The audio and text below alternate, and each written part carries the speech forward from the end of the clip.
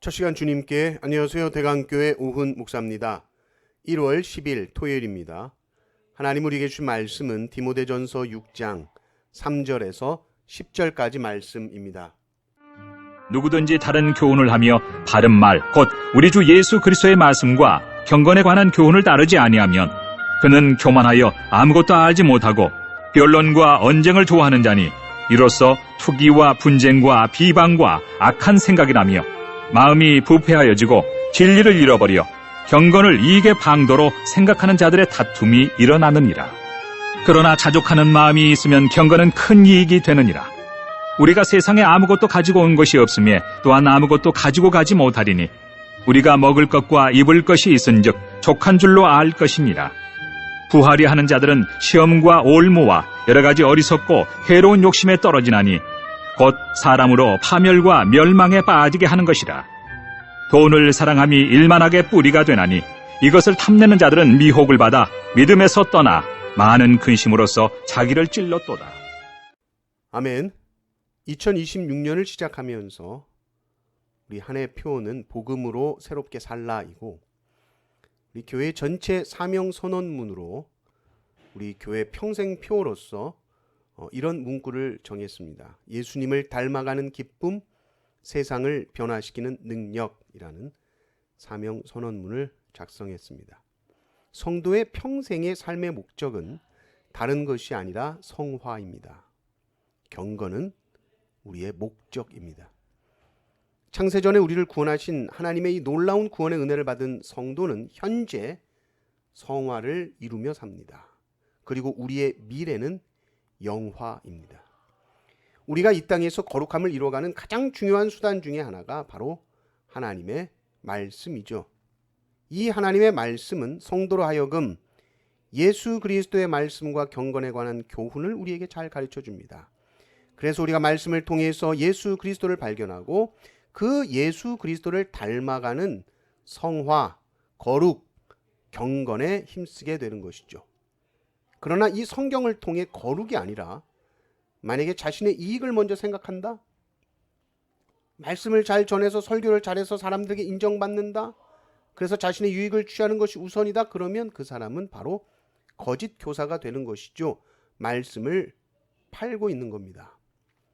이 거짓 교사들은 자신의 경건을 위한 말씀이 아니라 많이 아는 척하고 싶어서 말씀을 가지고 변론하고 논쟁하기를 좋아하죠.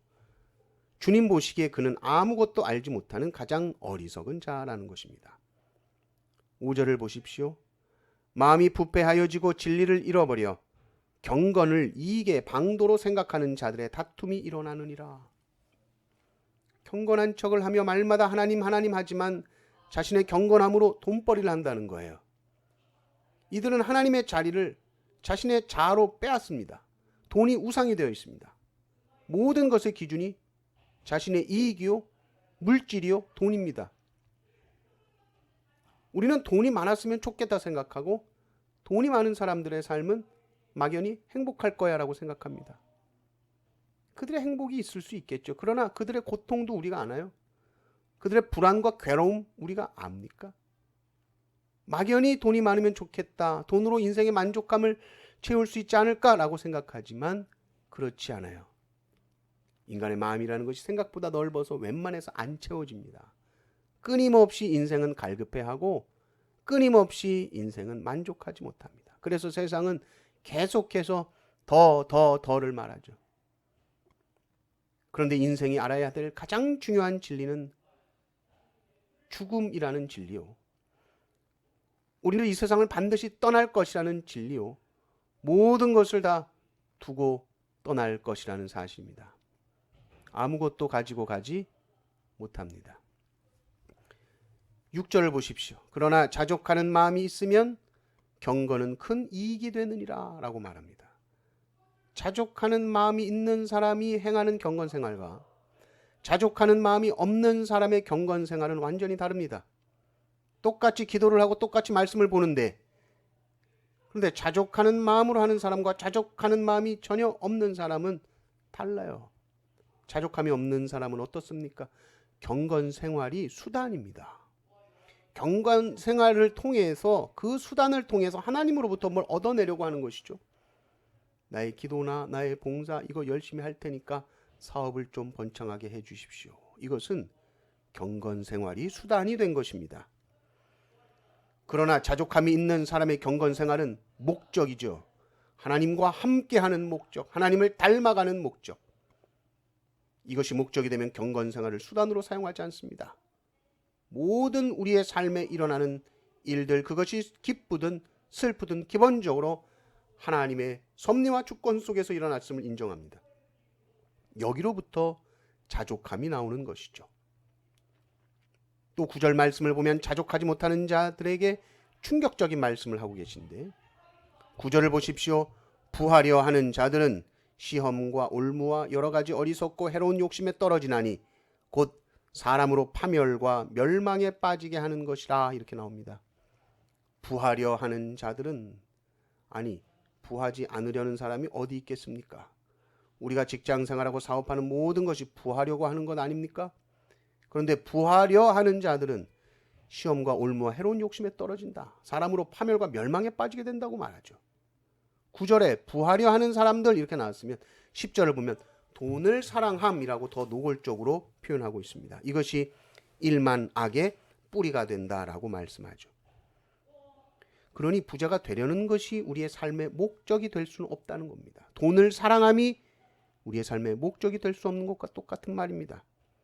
물론 돈을 잘 버는 것이 문제는 아닙니다. 문제는 목적이 돈이 되고 목적이 돈을 사랑하는 것이 될 때 문제입니다.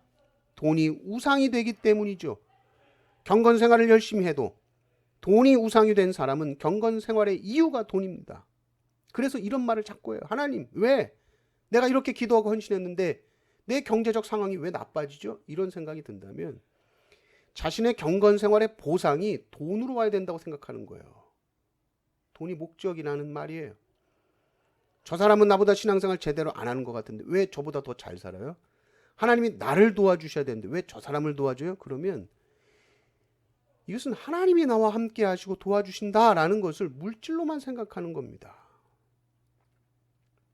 그러면 우리가 돈이라는 것이 목적이 아니라라는 것을 우리의 삶에서 어떻게 증명하는가? 내 삶에서 만몬이라는 이 우상을 무엇이 깨부수는가라고 했을 때 그것은 청지기 정신이요 나눔 정신입니다.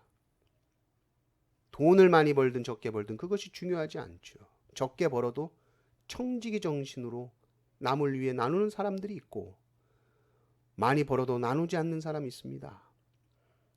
적게 번다고 나는 나눌 게 없다 이렇게 말하는 사람도 있고 많이 번 만큼 풍성히 나누는 사람도 있어요.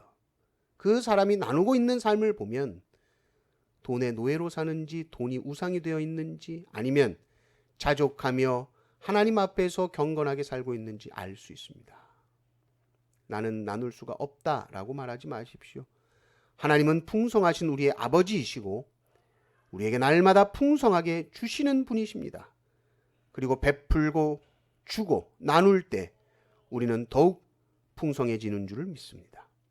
이 은혜를 깨달으심으로 경건한 삶을 힘있게 살아가시기를 주님의 이름으로 축원합니다. 아멘.